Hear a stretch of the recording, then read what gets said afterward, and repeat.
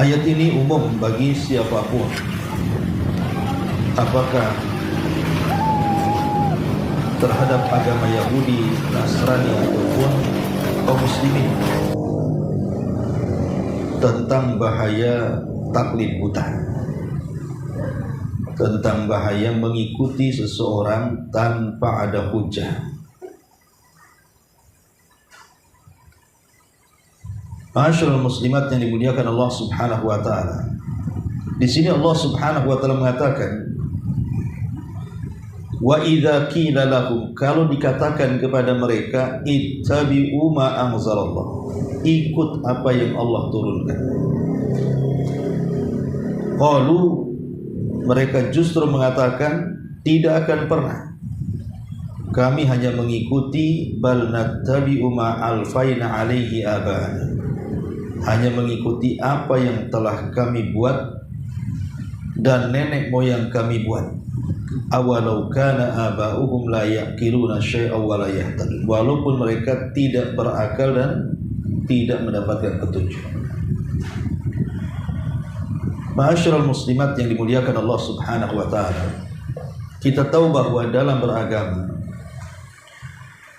Islam sudah menentukan patokan bahwa kita tidak boleh keluar dari dua pusaka yang sudah diwariskan Nabi kepada kita, Al-Quran dan Sunnah. Sehingga ada seorang sahabat namanya Mu'adz ibn Jabal radhiyallahu anhu, ketika Nabi mengutus dia ke Yaman, Nabi SAW bertanya kepada Mu'adz, bima tahkum, kira-kira kalau engkau sampai di Yaman, engkau akan berhukum dengan apa? Maka Mu'adz bin Jabal radhiyallahu anhu mengatakan, bi kitabillah, ya tentu dengan Al-Quran. Qala fa illam tajid, macam mana kalau engkau tidak mendapatkan Al-Quran? Maka Mu'adz mengatakan, bi sunnati Rasulillah, ya dengan sunnah Rasul. Qala fa illam tajid, kalau engkau tidak mendapatkan sunnah Rasul, qala, maka Mu'adz mengatakan, ajtahidu ra'i, maka aku akan berijtihad dengan pendapat. Fa dharaba fi sadrihi, maka Nabi menepuk dadanya Mu'adz dan mengatakan, alhamdulillahilladzi waffaqa Rasulillah lima yarda Rasulullah. Maka Rasul mengatakan, segala puja dan puji hanya milik Allah yang telah memberikan taufik kepada utusan Rasulullah. Oleh karena itu Nabi SAW sangat redha kepadanya. Perhatikan ucapan Mu'adz ini ketika Rasul mengatakan, kira-kira kalau engkau membuat sebuah hukum, memutuskan sebuah hukum kelak ketika sampai di Yaman, itu dengan apa? Dengan Quran, kata Mu'adz. Baru setelah itu dengan apa lagi? Dengan sunnah. Baru setelah itu dengan apa lagi? Baru dengan ijtihadiyah. Kalau sekelas Mu'adz bin Jabal radhiyallahu an yang diberikan kecerdasan cemerlang, yang paling memahami halal dan haram, itu saja tidak lari dari Al-Quran dan Sunnah, dan tetap berpegang dengan Al-Quran dan Sunnah, dan ijtihad itu dibelakangkan. Bagaimana dengan kita yang tidak pakar terhadap Quran dan Sunnah? Maka sudah selayaknya dalam setiap masalah apapun, kembalikan kepada Al-Quran dan Sunnah. Idza tanaza'tum fi syai'in farudduhu ilallahi wa rasul. Kalau kalian berselisih dalam sebuah permasalahan, kembalikan kepada Allah Al-Quran dan kepada Rasulnya, maksudnya sunnah Nabi Sallallahu Alaihi Wasallam. Kenapa demikian? Sebab kalau seandainya orang sudah mulai berpaling dari Al-Quran dan Sunnah, dipastikan dia sesat dan celaka. Ketika Allah Subhanahu wa ta'ala menurunkan Adam, Hawa dan Iblis dari surga ke dunia, maka Allah Subhanahu wa ta'ala menjanjikan kepada mereka bertiga akan menurunkan hidayahnya. Sebagaimana Allah mengatakan, "Qul nahbitu minha jami'a." Turun kalian semua dari sorga ke bumi. Fa imma ya'tiyannakum minni hudan. Kelak petunjukku akan sampai kepada kalian. Faman tabi'a hudaya fala khaufun 'alaihim wala hum yahzanun. Maka siapapun yang mengikuti petunjukku, kata Allah, maka dia tidak akan sedih, bahkan tidak akan memiliki rasa takut. Dalam ayat yang lain, fala yadhillu wala yashqa. Dia tidak sesat dan tidak mungkin celaka. Ini jaminan Allah.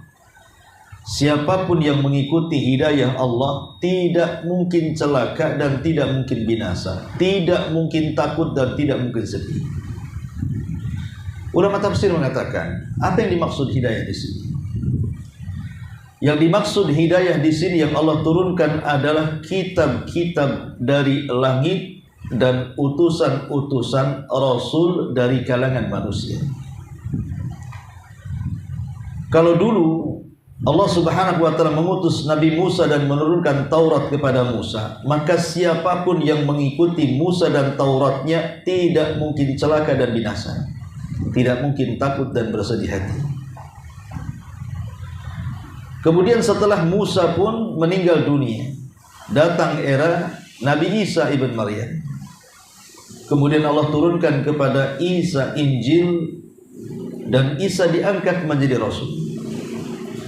Maka siapapun di zaman itu yang mengikuti Injil dan juga mengikuti Isa ibn Maryam, maka tidak mungkin celaka dan binasa, dan tidak mungkin takut dan sedih.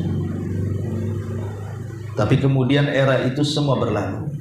Datanglah kerasulan Nabi kita Muhammad sallallahu alaihi wasallam dan Al-Qur'an yang diturunkannya. Maka siapapun yang mengikuti Al-Qur'an dan juga Rasulullah sallallahu alaihi wasallam sebagai utusan Allah, maka tidak mungkin celaka dan binasa dan tidak mungkin takut dan bersedih hati. Itulah petunjuk Allah Subhanahu wa ta'ala. Al-Qur'an dan sunnah Rasul mengatakan, taraktu fikum amraini lan tadillu ma tamassaktum bihima kitaballahi wa sunnati.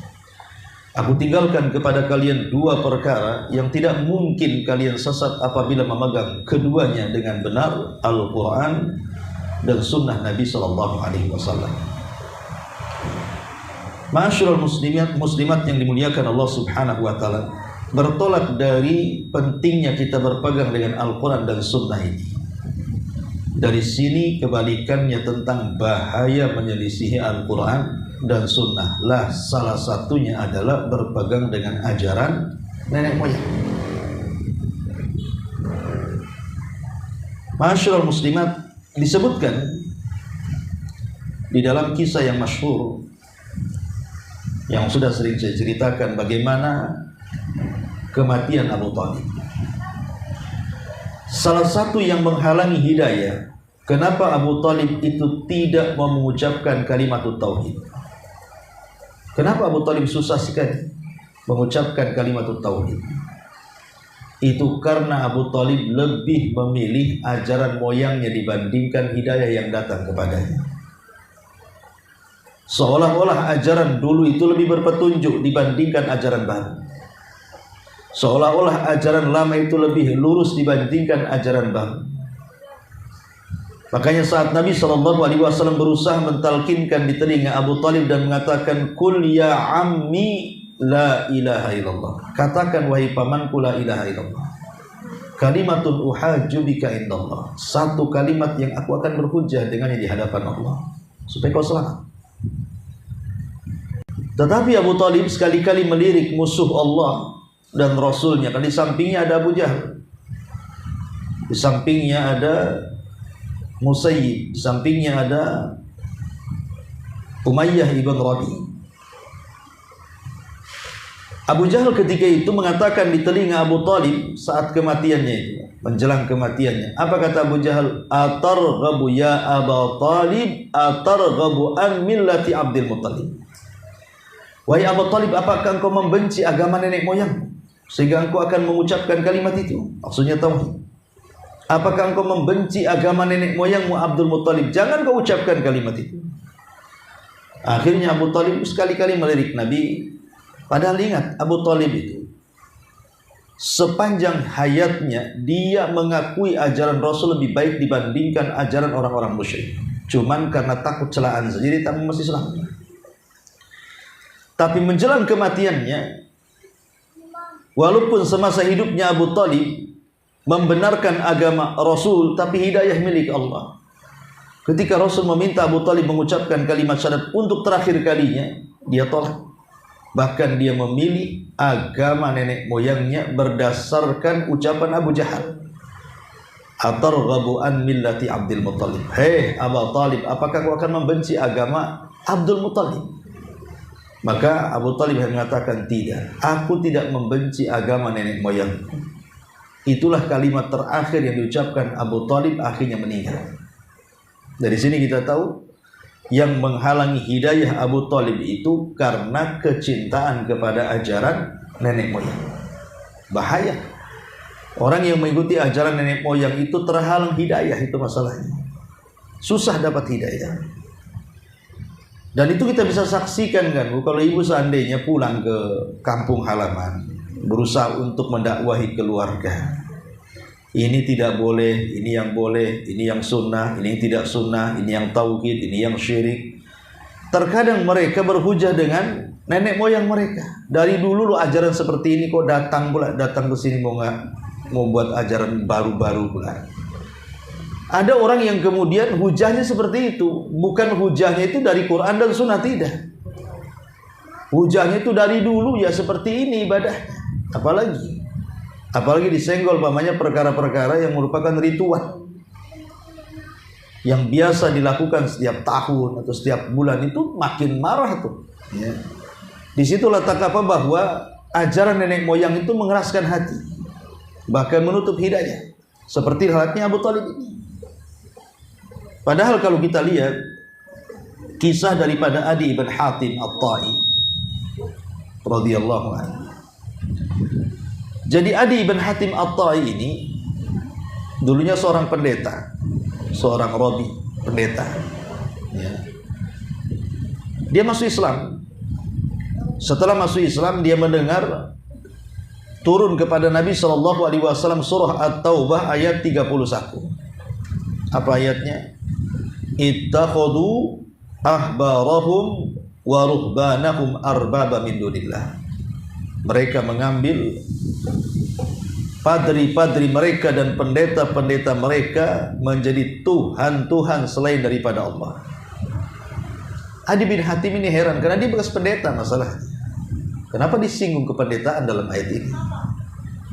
Dia mengatakan kepada Nabi SAW, ya Rasul, saya ini mantan pendeta. Anda ada umatku yang sujud ruku di hadapanku. Kenapa ayat ini mengatakan mereka mengambil pendeta dan padri mereka sebagai Tuhan selain Allah? Tidak ada selama aku jadi pendeta orang sujud di hadapanku, orang ruku di hadapanku, menyembah diriku, tidak ada. Maka Nabi SAW, saya ingin bertanya, ya, bukankah mereka yuhilluna ma harram Allah fayastahilluna wa yuharrimuna ma ahallallah fayuharrimuna? Bukankah mereka, maksudnya orang Yahudi ataupun orang Nasrani itu, mereka apabila pendeta dan padri mereka mengharamkan sesuatu, padahal sesuatu itu halal, kalian ikut mengharamkan. Atau pendeta kalian menghalalkan sesuatu padahal haram, kalian ikut pula menghalalkannya. Ini namanya taklid. Ya, apa yang dikatakan padrinya halal, ikut halal. Apa yang dikatakan padrinya haram, ikut haram, walaupun bertentangan dengan Taurat dan Injil mereka. Ini namanya taklid namanya. Maka Nabi SAW di ujung hadis mengatakan, fadzalika ibadatuhum lau, itulah bentuk peribadatan mereka terhadap padri dan pendeta mereka, karena mereka mengikuti apapun yang difatwakan oleh pendeta dan padrinya. Ke selatan ikut ke selatan, padahal harusnya ke utara. Ke barat ikut ke barat, padahal harusnya ke timur, dan begitu seterusnya.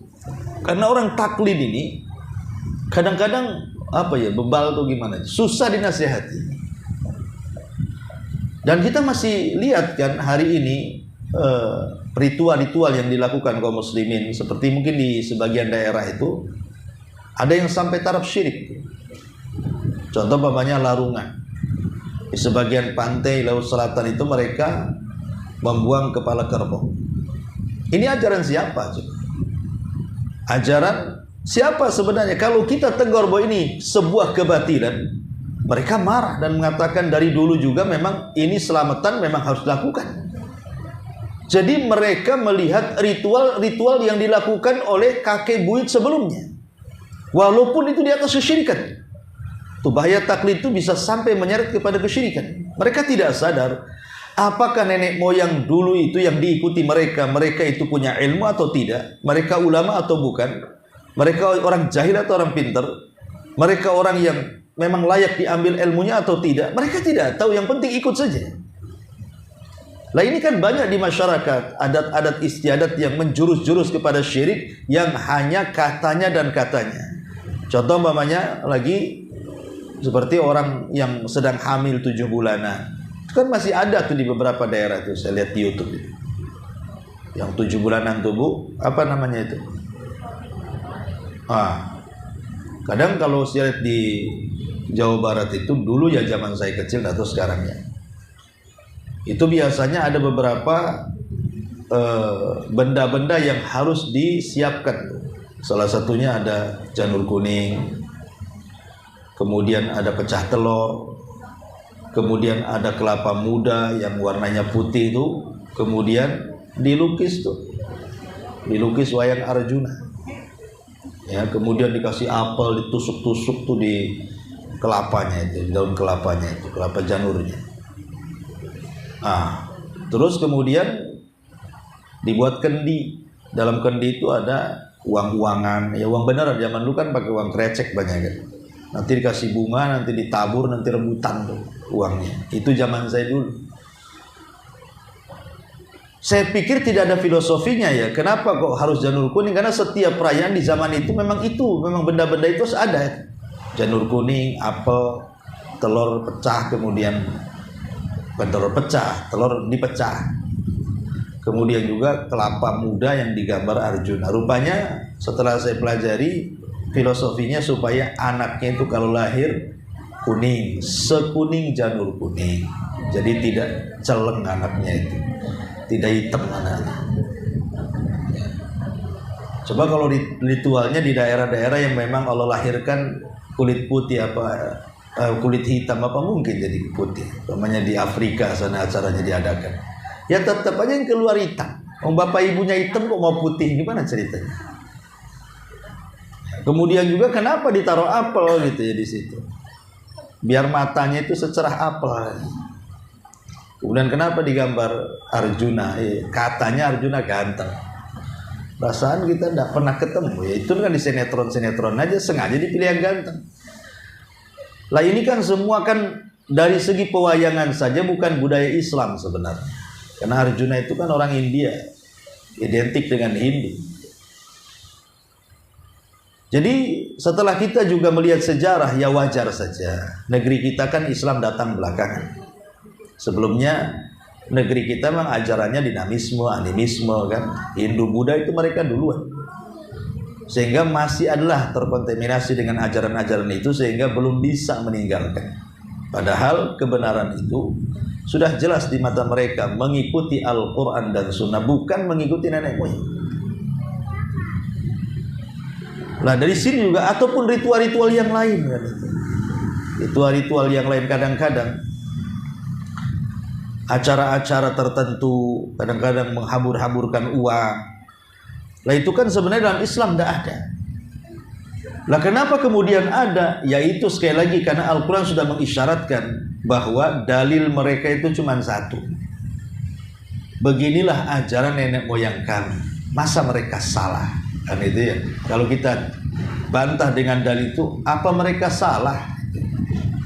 Ustadz kiai-kiai juga ikut kok mengamalkannya. Apa mereka salah? Nah, itu. Ini yang jadi masalah, bukan masalah salah dan tidaknya. Mereka tidak bisa dijadikan hujah. Makanya saya dalam mukadimah itu kenapa saya tekankan ikut Al-Quran dan Sunnah? Karena hanya itu satu-satunya orang terlepas daripada taklid. Kalau ingin lepas daripada taklid, keyakinan terhadap moyang-moyang mereka, ya memang harus kembali ke Quran Sunnah, itu kuncinya. Tapi kalau seandainya sudah mulai meninggalkan Al-Quran dan Sunnah, maka akan tetap taklid. Perhatikan ucapan para imam mazhab. Ma'asyiral muslimat yang dimuliakan Allah Azza wa Jalla, Imam Malik rahimahullahu ta'ala, satu hari dia sedang bersandar di salah satu tiang dari tiang-tiang Masjid Nabawi, menghadap ke kuburan Nabi. Kemudian Imam Malik mengatakan, laisa ahadun ba'da Rasulillah sallallahu alaihi wasallam illa wa yu'khad qawlahu aw yutra. Kata Imam Malik, tidak ada satupun manusia setelah Rasul, tidak ada satupun manusia setelah Nabi sallallahu alaihi wasallam kecuali bisa diambil kata-katanya atau dicampakkan kata-katanya. Kemudian dengan telunjuknya Imam Malik mengisyaratkan kepada kuburan Rasul, illa sahib hadal qabr, kecuali yang ada dalam kuburan ini. Maksudnya Nabi. Kalau orang itu sudah ngomong maksudnya Nabi, tidak boleh dicampakkan, harus diambil. Lihat bagaimana Imam Malik menasihati kita akan jangan taklid. Taklid itu hanya boleh kalau ke perorangan hanya kepada Nabi.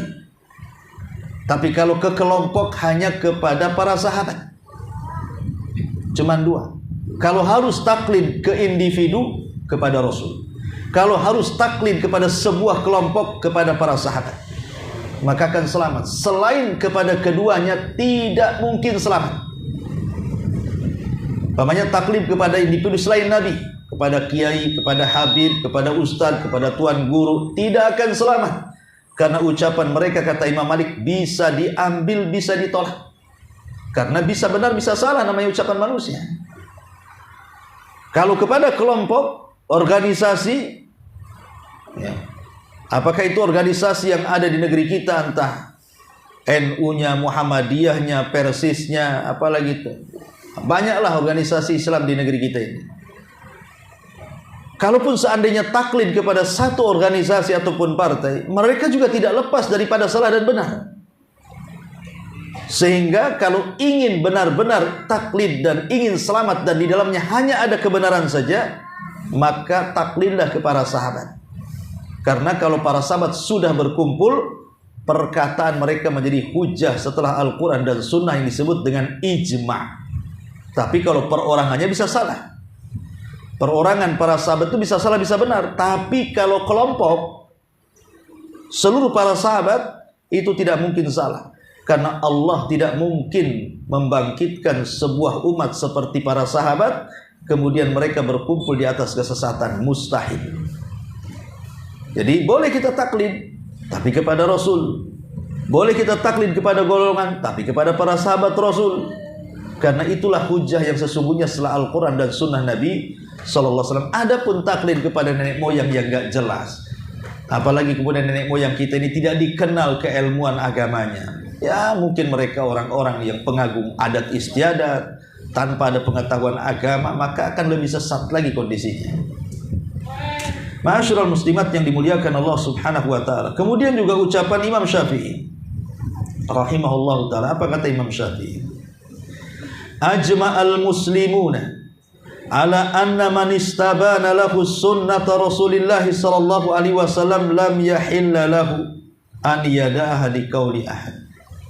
Kata Imam Syafi'i, telah sepakat kaum muslimin bahwasannya siapapun yang telah terang benerang kepadanya sunnah dari Rasul, maka tidak halal alias haram dia meninggalkan perkara yang sudah jelas maksudnya sunnah Rasul dengan perkataan siapapun selain Rasul. Maknanya perkataan Rasul tidak bisa dibantah. Akal secerdas apapun selain Nabi SAW tidak boleh membantah pendapat Nabi, tidak boleh membantah sunnah Nabi. Makanya Abdullah ibn Abbas mengatakan, hampir-hampir dihujani kepada kalian dengan bebatuan yang sangat besar. Kukatakan qala Rasulullah, kalian katakan qala Abu Bakrin wa Umar. Kalau seandainya perkataan Abu Bakar dan Umar saja tidak boleh mendahului perkataan Rasul, macam mana pula perkataan kiai, ustaz, tuan guru dan yang semacamnya? Maka tidak boleh lagi. Sekelas Abu Bakar ini tidak boleh dahulukan.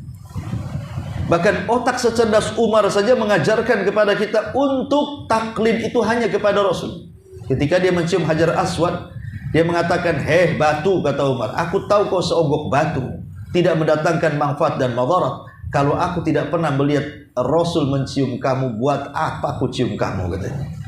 Jadi menciumnya Umar kepada Hajar Aswad itu karena taklid dengan Rasul, mengikut Rasul. Dan kalau kita taklid dengan Rasul diistilahkan dengan ittiba namanya, mencontoh, ya. Karena taklid itu memang konotasinya buruk gitu ya, karena mengikuti yang tidak layak untuk diikuti, mengikuti orang yang tidak layak dijadikan hujah perkataan, itulah taklid. Lalu tentu yang namanya taklid ini kan ada sebabnya. Kenapa orang bisa taklid ya? Padahal sudah terang benerang itu Quran dan Sunnah. Kenapa mesti ngikuti ajaran nenek moyang? Pertama, ya, karena tarbiyatul abna ala at-tabaiyati li ghairihim fi kulli syai'in. Karena kesalahan orang tua, kesalahan orang-orang tua dulu ketika mendidik ayah kita, karena ayah kita mendidik kita, mereka adalah memang ahlu taklid. Jadi didikan dari orang tua kepada anak-anaknya itu disuruh taklid. Memang ajaran taklid itu ajaran orang tuanya. Jangan percaya tuh ajaran itu sesat tuh. Tetap kamu mengikuti ajaran yang diajarkan bapak kita, katanya. Langsung memvonis orang sesat dan langsung memvonis ajaran bapaknya di atas hidayah. Dan itu yang paling banyak di masyarakat. Yang kedua, fuqdanus thiqati bin nafsi, tidak ada kepercayaan diri.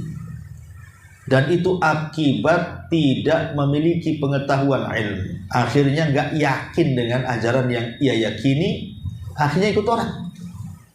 Karena mungkin melihat banyaknya pengikut, mungkin banyaknya pengikut dia sesat kan itu. Tanpa kemudian mengcross-check apakah ajaran yang disampaikannya itu sesuai dengan Al-Quran dan Sunnah atau tidak. Akhirnya lahir ketidakpercayaan kepada agamanya sendiri. Kemudian yang ketiga, al-jahlu, karena kejahilan, dan ini yang paling fatal. Jahil itulah yang membuat orang taklid. Kalau orang berilmu tidak mungkin taklid. Ngapain taklid, dia sudah ada ilmunya. Biasanya orang taklid itu karena kejahilan. Apa yang dikatakan si A ikut A, dikatakan si B ikut B, karena jahil tidak bisa membedakan mana hak mana batil. Kemudian yang keempat, al-ghulu fil ashas, karena terlalu ghulu, ekstrim, menyanjung-nyanjungkan seseorang. Namanya ibu terlalu menyanjungkan Abu Humairah, wah kayaknya ucapan Abu Humairah itu kayak ucapan Allah saja. Walaupun disodori itu salah pendapat Abu Humairah, itu dalilnya, enggak mungkin dia salah. Gimana? Manusia nggak mungkin salah, ini ceritanya gimana? Nggak ada, manusia itu pasti salah. Bahkan mahalul khata' wan nisyan, masuk manusia tempat salah dan dosa. Tidak bisa kita mengkultuskan seseorang. Ya, jadi kultus mengkultus inilah yang menyebabkan orang taklid. Dan itu banyak di masyarakat tuh, kalau sudah cinta dengan habibnya, cinta dengan kiainya, cinta dengan ustadznya, nggak peduli. Ya, kalau sudah dia yang bicara, saya lebih percaya dia dibandingkan yang lain. Ya, ini kan bahaya. Pengkultusan itu salah satu sebab munculnya taklid. Maka jangan mengkultuskan seseorang. Kemudian yang kelima, ittiba'ul ahwa wa syubhat, karena termakan hawa nafsu dan termakan syubhat. Ya tadi umpamanya di masyarakat, ketika kita datang mendakwai mereka, menjelaskan ini Qur'annya, ini sunnahnya, ini pemahaman salaful ummahnya, karena ada di kepalanya syubhat, tidak mungkin mereka itu salah. Kalau mereka salah dari dulu sudah dirubah. Nah, ini kan hawa nafsu nih. Jelas-jelas Quran di depannya masih juga bela-bela. Kemudian yang nomor 6, ta'zimu ma kana alaihi aba'u, pengagungan yang berlebihan kepada nenek moyang. Pengagungan yang berlebihan terhadap nenek moyang sampai kepada tingkat syirik. Nggak tahu kalau zaman sekarang ya, zaman saya dulu masih kecil, kalau datang bulan Asyura tuh, bulan Muharram, itu orang-orang tua kita dulu itu biasanya mereka merendam keris-keris yang sudah karatan. Keris-keris zaman Belanda, zaman peperangan itu yang sudah berkarat itu direndam tuh. Kemudian nanti air rendamannya itu dikasih berbagai macam jenis bunga, harum jadinya. Ketika saya nggak tahu maksudnya apa, tapi belakangan tahu maksudnya. Kenapa kemudian di bulan Asyura, tepatnya tanggal 10 Muharram itu mereka sampai kemudian merendam keris gitu ya? Rupanya mereka hendak membuang sial dengan merendam pusaka dan tirakat. Itu maksudnya supaya membuang sial. Lah rupanya tradisi ini memang tradisi nenek moyang. Kalau yang melakukannya orang Hindu, orang Buddha, orang Yahudi, Nasrani, lakum dinukum waliyadin lah. Agama kalian hantam dengan agama kalian, agama kami biarkan agama kami. Tapi masalah yang melakukan itu orang Islam, itu masalahnya. Kenapa orang Islam melakukan tradisi seperti itu? Ya tadi karena dia terlampau mengagungkan ajaran moyangnya dan yakin dengan ajaran moyangnya, sehingga kemudian masuk dalam hati mereka menganggap bahwa apa yang mereka lakukan betul-betul membuang sial. Nah ini bahaya karena sudah sampai tingkat seperti itu. Itu sebabnya karena terlampau mengagungkan nenek moyang. Kemudian yang 7, karena adamul bahthi anid dalil, tidak mau belajar, malas intinya seperti itu. Orang yang taklid itu kan tidak mau bertanya, tidak mau belajar, makanya mereka taklid. Lah kalau sudah seperti ini, dampaknya akan parah. Taklid ini memiliki dampak yang bahaya. Satu, orang ini akan lari dari kebenaran. Kalau orang sudah taklid, maka dia akan susah mendapatkan kebenaran, tertutup hatinya untuk mendengarkan nasihat, dan dia menganggap bahwa ajaran nenek moyang jauh lebih baik daripada yang kita dakwahkan. Akhirnya selamanya akan sulit mendapatkan kebenaran. Yang kedua, bahayanya adalah al-khudlan, kehinaan. Lihat orang-orang Yahudi itu, mereka dihinakan sepanjang masa oleh Allah Subhanahu wa taala karena tidak mau beriman kepada ajaran Islam dan Rasul yang diutus dalam Islam, karena ikut nenek moyang mereka sampai hari ini. Makanya dimanapun mereka berada akan dihinakan. Kemudian yang ketiga, tala'ub bainal atba wal matbu'in. Tala'ub bainal atba wal matbu'in.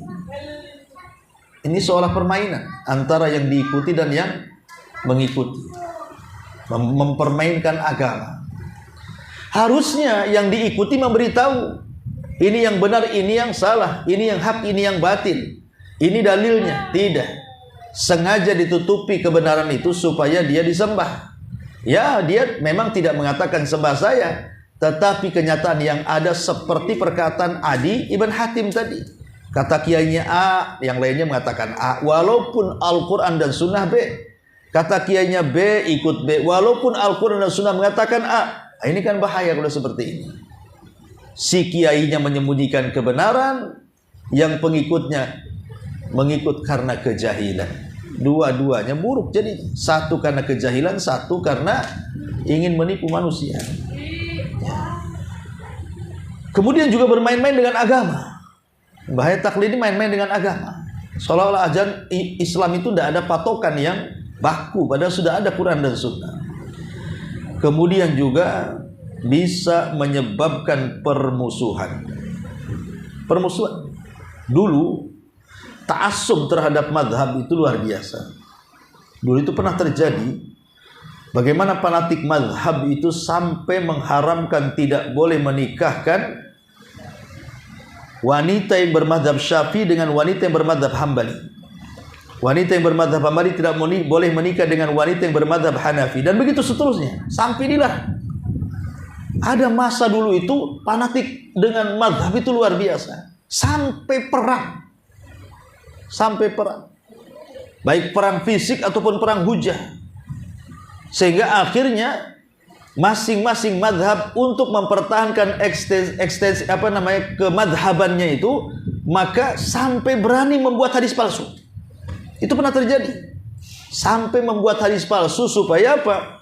eksis mazhabnya. Inilah mazhab kami yang paling benar. Contoh umpamanya, ketika mazhab Syafi'i berdebat dengan mazhab Hanafi, orang-orang Hanafi kalah. Karena kekalahannya akhirnya mencela Imam Syafi'i dan mengatakan, kami pernah mendengar Nabi SAW bersabda, sayati alaikum zaman, akan datang kepada kalian zamannya di mana akan muncul seorang laki-laki namanya Muhammad ibn Idris, maksudnya Imam Syafi'i, dan orang ini lebih bahaya dibandingkan iblis, katanya. Bayangkan, untuk supaya madhab Hanafi itu, ya tentu oknum dalam madhab Hanafi, supaya madhab Hanafi itu tetap eksis dan mencela madhab yang lainnya, sampai dikeluarkan hadis palsu ini juga.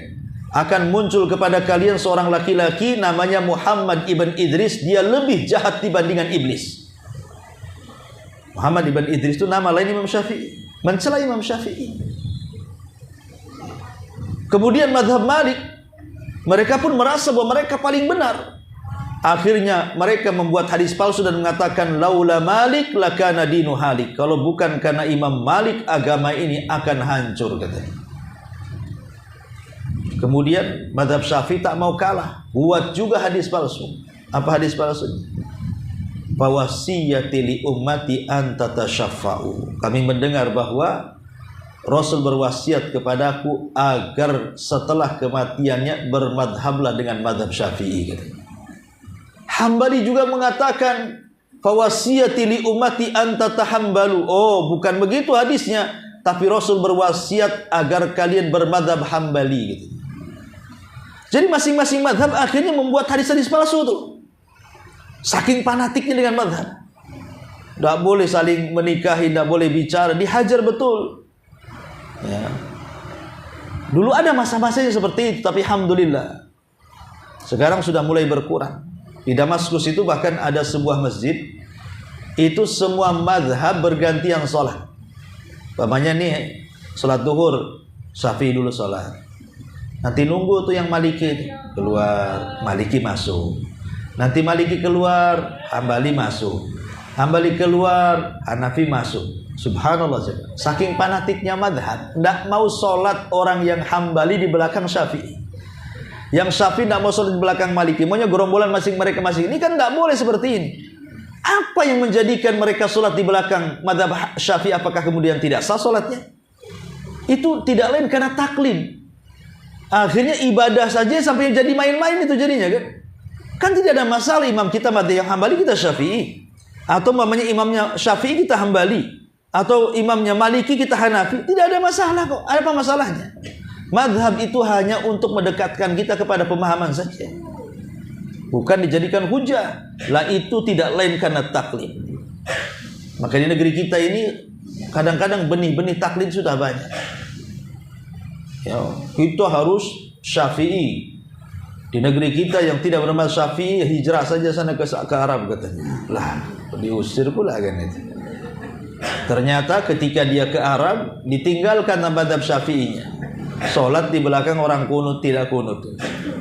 Atau ketika tawaf dia bersentuhan tak batal, karena madhab Syafi'i batal. Jadi tidak bisa, kita ini bukan mengikuti orangnya, bukan mengikuti Abu Hanifahnya, Imam Ahmadnya, Syafi'inya. Enggak. Yang kita ikuti itu kebenaran yang keluar dari pendapatnya. Karena baik itu Hanafi, Maliki, Syafi'i, Hambali, itu orangnya ya, individunya bisa salah bisa benar. Bisa salah bisa benar, tapi ijtihad mereka memang diakui gitu kan. Nah, tapi ada kemungkinan salah dan benar, bahkan itu pendapat Imam Malik sendiri yang tadi saya katakan kan, bahwa setiap manusia selain Rasul bisa diambil perkataan, termasuk dia yang ngomong, Imam Malik. Sehingga janganlah kita fanatik itu kepada individu orangnya. Tidak boleh kita fanatik kepada individu orangnya, karena orang itu bisa salah bisa benar.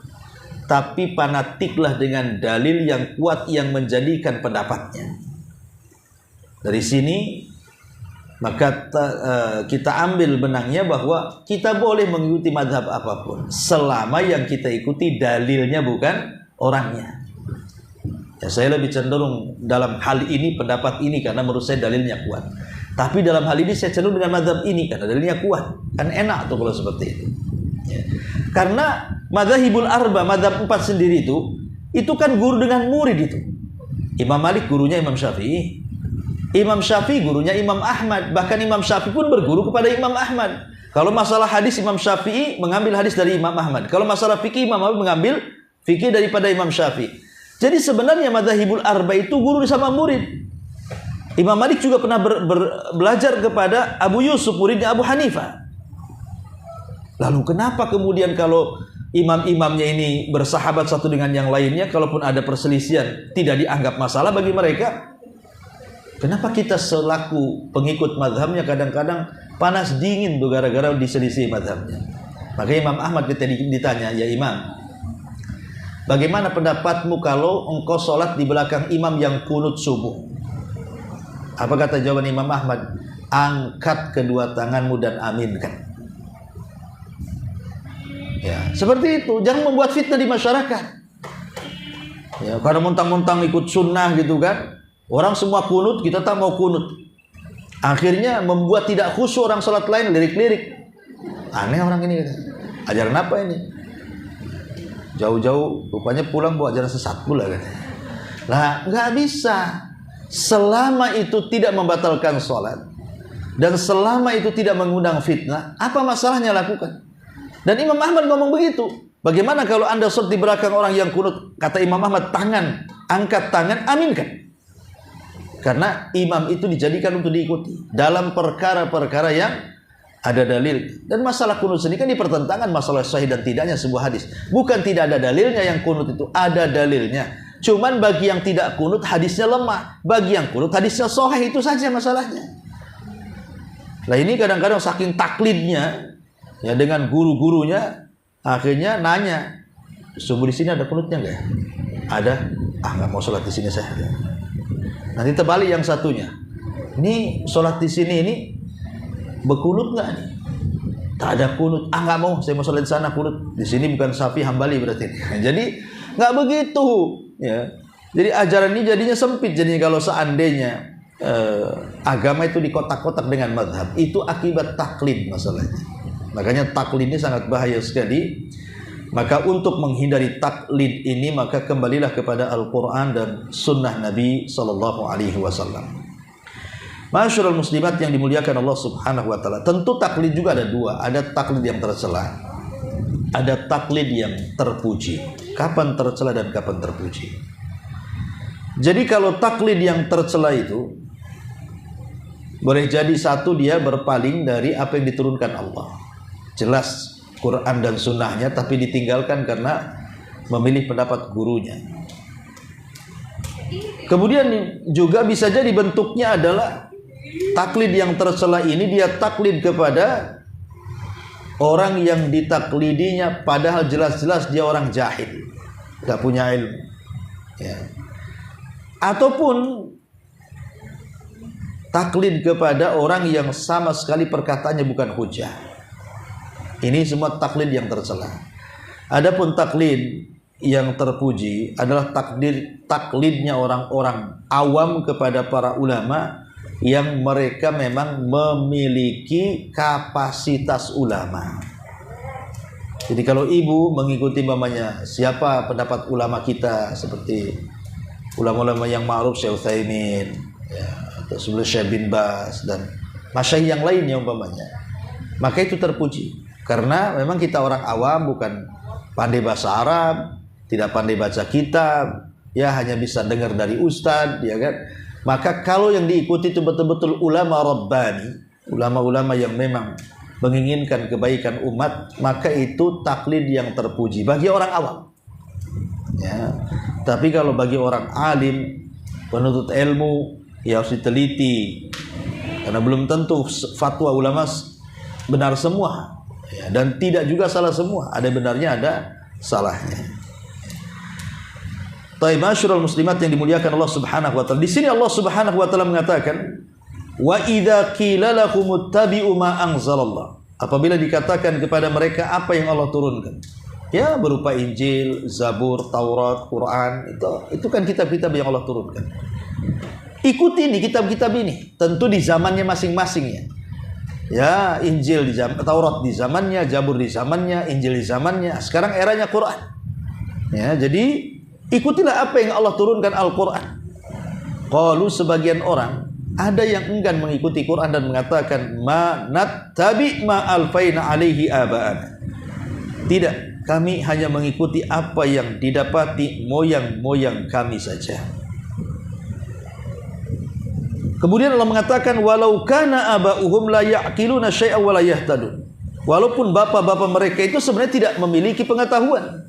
Bukan ulama, bukan alim, bukan kiai, bukan apa, ya mungkin tokoh-tokoh kerajaan gitu kan. Sehingga akhirnya merasa karena dia darahnya biru sampai ke raja-raja anu di atas gitu ya. Akhirnya dilestarikan budaya-budaya yang sebenarnya bertentangan dengan Quran. Islam itu sebenarnya tidak alergi dengan budaya. Tidak, wallahi Islam itu tidak alergi dengan budaya. Tapi budaya yang menyesuaikan dengan Al-Quran dan Sunnah. Atau yang sesuai dengan Quran dan Sunnah kita tidak benci. Tapi kalau sudah budaya itulah menyisir Al-Quran dan Sunnah. Dalam budaya itu membuka aurat. Dalam budaya itu menghambur-hamburkan harta. Dalam budaya itu terjadi bid'ah dan kesyirikan. Dalam budaya itu terjadi banyak penyimpangan. Ada syubhat, ada syahwat dan macam-macam. Itu yang tidak kita inginkan. Makanya di zaman Rasul ada budaya-budaya baik orang-orang jahiliyah itu dipakai oleh Rasul. Seperti menghormati tamu baik dipakai oleh Rasul. Seperti al-wafa. Orang-orang jahiliyah itu walaupun kejahiliahannya, tapi mereka itu orangnya wafa. Wafa itu apa? Memberikan kebaikan 2 kali lipat kepada orang yang berbuat baik. Jadi ibu ini berbuat baik sama saya akan berbuat baik kepada ibu 2 kali lipat. Itu namanya wafa. Ya, itu tradisi jahiliyah wafa itu. Dan ketika datang Islam dijadikan akhlak Nabi dan menjadi ajaran Islam kan itu. Ataupun umpamanya dusta itu aib. Menurut orang jahiliyah, di atas kesyirikan mereka menganggap dusta itu aib. Mereka tidak berdusta walaupun mereka melakukan kesyirikan. Ya ada yang berdusta tetapi kebanyakan mereka tidak mau berdusta. Dan ini kan perkara baik dilanjutkan setelah Islam. Jadi ada budaya-budaya Arab yang baik ditinggalkan. Tapi kalau buruk seperti membunuh bayi, dikuburkan hidup-hidup, ya ini kan buruk, tidak dilanjutkan dalam Islam. Riba tidak dilanjutkan dalam Islam. Dendam, kesumat tidak dilanjutkan dalam Islam. Banyak juga budaya-budaya yang tidak dilanjutkan dalam Islam. Maka sekali lagi kebenaran itu hanya qala Allah wa qala Rasul. Kemudian Allah mengatakan wa mathalul ladzina kafaru kamathalil ladzi yan'iku bima la yasma'u illa du'a wa nidaa summum bukmun umyun fahum la ya'qilun. Dan perumpamaan bagi penyeru orang yang kafir adalah seperti pengembala yang meneriaki binatang yang tidak mendengar selain panggilan dan teriakan. Mereka tuli, mereka bisu, mereka buta, maka mereka tidak mengerti. Lihat bagaimana Allah Subhanahu wa taala mempermisalkan dengan sangat buruk sekali terhadap bahaya taklid ini. Orang taklid itu seperti ibu punya kambing. Ibu panggil-panggil kambing itu. Kita memanggil-manggil binatang. Ya, tapi bukan yang terlatih ya. Ibu baru beli kambing atau binatang apa yang belum kenal dengan ibu dan belum dilatih. Kemudian ibu panggil-panggil, kira-kira kemudian dia datang nggak? Nggak akan datang tuh. Apalagi baru beli, bisa aja kabur. Dipanggil-panggil, dikejar-kejar malah lebih jauh dia kan. Lah seperti itulah orang taklid. Kenapa orang ini memanggil-manggil binatangnya makin jauh? Ya gimana, binatang ini seperti orang tuli. Walaupun dia mendengar nggak kenal bahasa kita. Pernah ibu lihat kambing wawancara dengan wartawan? Kan nggak ada, nggak paham juga. Kita aja nggak paham bahasa binatang, binatang pula nggak paham bahasa kita. Jadi seolah-olah tuli. Makanya di sini dikatakan summum bukmun umyun fahum la ya'qilun. Ya, mereka itu bisu, buta dan tidak paham. Seolah-olah mereka tidak melihat kita, padahal melihat. Tapi karena nggak paham dengan kita, ya nggak peduli dengan kita. Dan kambing nggak punya otak, makanya dikatakan la ya'qilun, tidak punya akal. Itulah permisalan orang taklid itu kata Quran itu. Orang taklid itu mereka seolah-olah seorang penggembala yang memanggil-manggil kambingnya. Kambingnya nggak mau datang. Ya. Dan ini permisalan buruk ya, akhlak dari orang-orang kafir. Karena taklid itu kan budaya orang kafir yang diadopsi oleh kaum muslimin. Bahkan yang lebih parah dibandingkan itu, taklid ini melebar. Bukan hanya soal madhab saja. Ya. Taklid ini kemana-mana, sampai kepada taklid mengikuti kehendak Barat dalam berpakaian, dalam tutur kata, dalam akhlak, ikut-ikutan. Sebagaimana Nabi SAW mengatakan, la tattabi'anna sanana man kana qablakum shibran bi shibrin wa dhira'an bi dhira'in hatta law dakhalu juhra dhabbin la dakhaltum. Kalian sedikit demi sedikit akan mengikuti tata cara umat sebelum kalian, satu jengkal awalnya, tambah lagi satu hasta, tambah lagi satu depa, dan begitu seterusnya, sampai pun mereka masuk ke lubang biawak padang pasir yang berkelok sekalipun dia ikut di dalamnya. Sahabat mengatakan, apa yang Anda maksud Yahudi dan Nasrani, Rasul? Ya, siapa lagi kalau bukan mereka, kata Rasul. Lihat hari ini coba, orang yang taklid kepada Barat itu, ya. Semua dikit-dikit Barat, semua sampai kepada hukum negara. Lihat Amerika, ya. Apa yang lihat dari Amerika? Emangnya Amerika lebih hebat dibandingkan Quran dan Sunnah? Undang-undangnya mereka pakai demokrasi. Apakah mereka sendiri presidennya berkali-kali mau dibantai? Penembakan di mana-mana, demokrasi dari mana kan? Yang jelas bahwa kalau ingin aman, kembali hukumnya kepada Quran dan Sunnah. Gak perlu kita mengadopsi hukum dari luar dimasukkan ke dalam Islam. Islam itu sudah punya hukum tersendiri lebih baik dibandingkan mereka. Nah, kita masih taklid kepada Barat coba ya. Belum lagi kemudian salah ketika mengambil qudwah, mengambil uswah. Banyak di antara kita ini taklid karena salah mengambil contoh. Ya, yang dicontoh itu pemain bola yang kafir, artis-artis yang fasik gitu ya. Artis-artis yang sholat pun tidak mereka. Hari-hari mereka bermaksiat membuka aurat. Ya. Jadi itulah kesalahan akhirnya, sampai ke pakaian niru orang fasik, sampai kepada tutur kata muamalah niru orang fasik. Lihat anak-anak pang itu.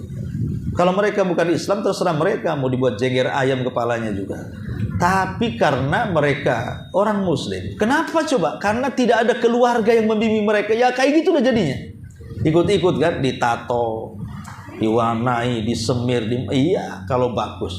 Nengoknya pula takut kita. Kalaupun ada bayi nengok itu langsung nangis tuh. Nah, takutnya. Lah dari mana budaya Islam mengenal seperti itu? Tidak mengenal, sampai ke kalangan santri. Ya. Kadang-kadang mereka ikut-ikutan seperti yang dilakukan orang Syiah ketika bulan Muharram, memukul-mukul badan. Ada juga di Indonesia yang melakukan itu tuh, Asyura tuh. Nah, ini taklid kepada siapa? Taklid kepada Syiah kan? Syiah ini ajaran sesat, ngapain taklid kepada orang sesat? Lah intinya kalau kita bahas taklid itu memang betul-betul menghancurkan tatanan Islam dari dalam sampai ke akar-akarnya. Makanya kembalilah kepada Al-Quran dan Sunnah. Insya Allah dengan itu kita akan terhindar dari taklid. Wallahu a'lam, saya kira cukup sampai sini.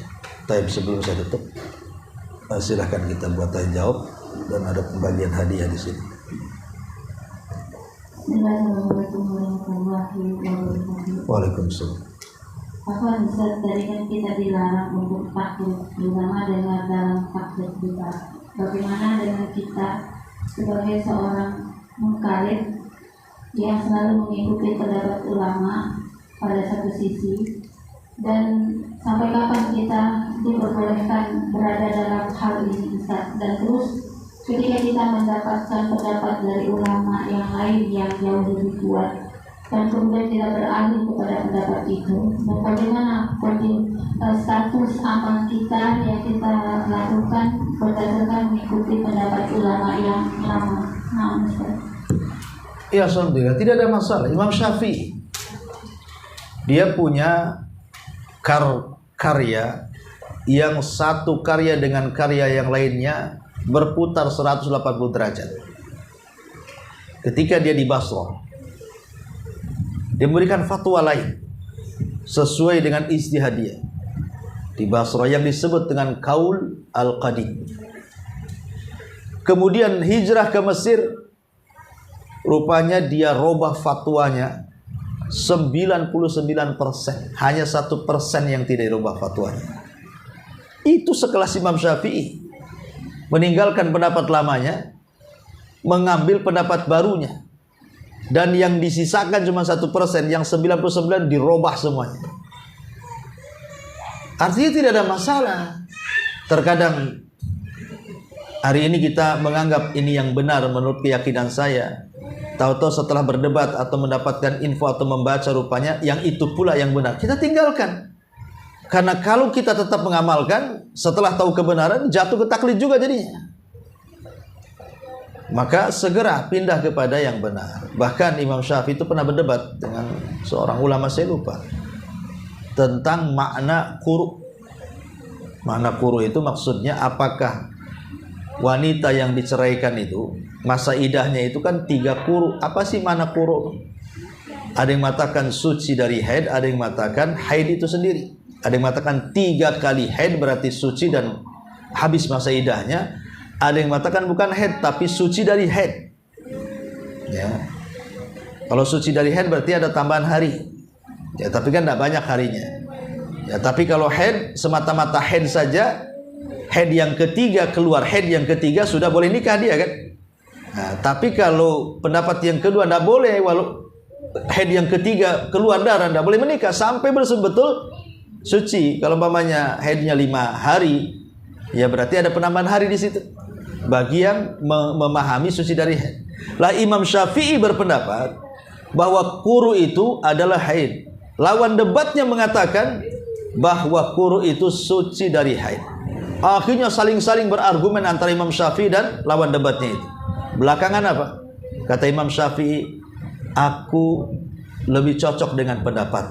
Aku akan tinggalkan pendapatku dan aku mengambil pendapatmu. Kata lawan debatnya, aku juga sama. Aku meninggalkan pendapatku dan aku mengambil pendapatmu, katanya. Ini Imam Syafi'i terjadi perdebatan seperti itu. Ya. Jadi tidak ada masalah.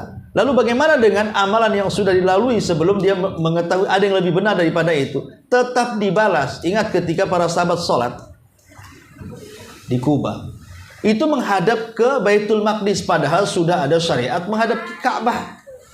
Rakaat pertama sholat subuh itu orang Kuba itu menghadap ke Baitul Maqdis. Ketika ke rakaat yang kedua datang utusan Rasul memberitahu kiblat sudah dirubah. Tiba-tiba mereka sedang ruku pada rakaat kedua langsung berputar 180 derajat dari arah Baitul Maqdis, akhirnya membelakangi Baitul Maqdis.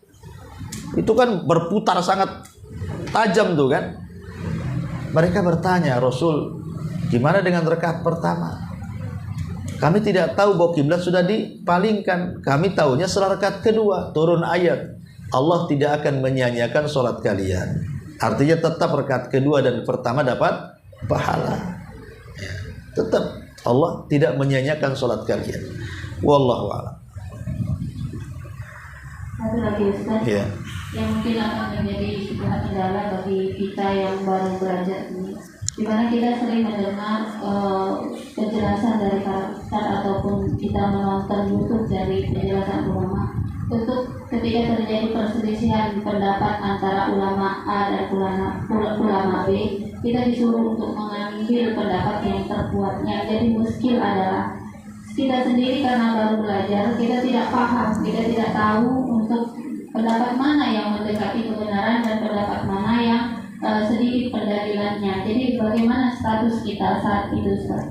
Status kita, kalau memang kita tidak punya alat untuk membedakan atau meneliti sendiri, tadi sudah dikatakan di antara taklid yang tidak tercela terpuji, ikuti ulama yang jelas-jelas mungkin lebih senior, lebih kibar, lebih ilmunya lebih mumpuni. Itu sementara, ikut itu saja.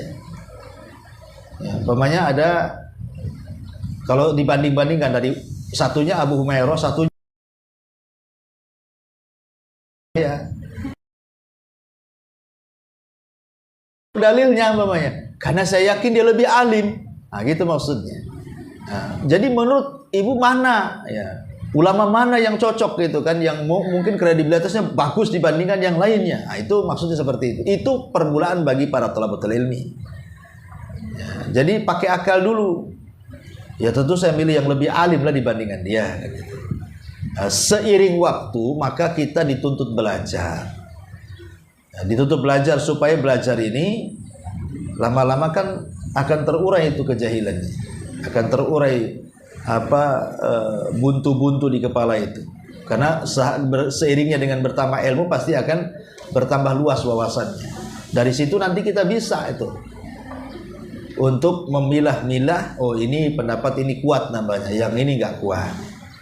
Oh ini pendapat ini bid'ah, ini tidak beres ini. Ah, ini yang sunnah. Nanti akan terbuka dengan sendirinya. Kenapa?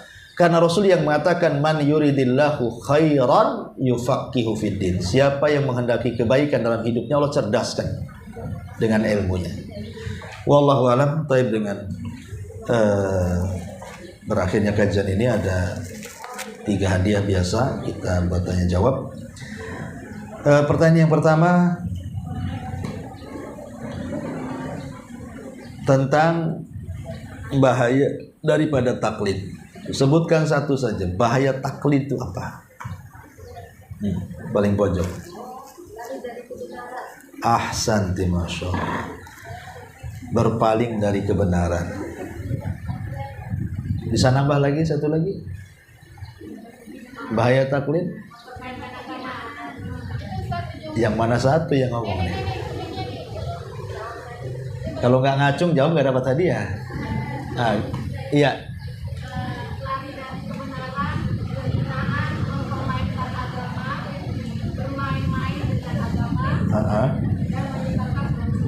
Masya Allah, ini jawabannya banyak, ada yang satu aja lah.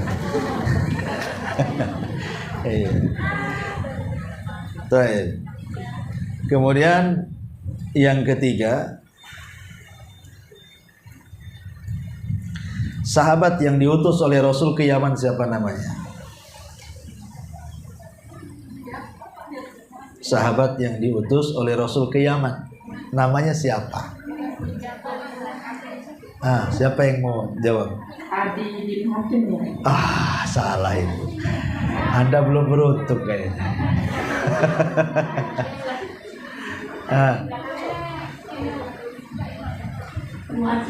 Mu'adz bin Jabal radhiyallahu anhu. Ahsanti, masyaallah.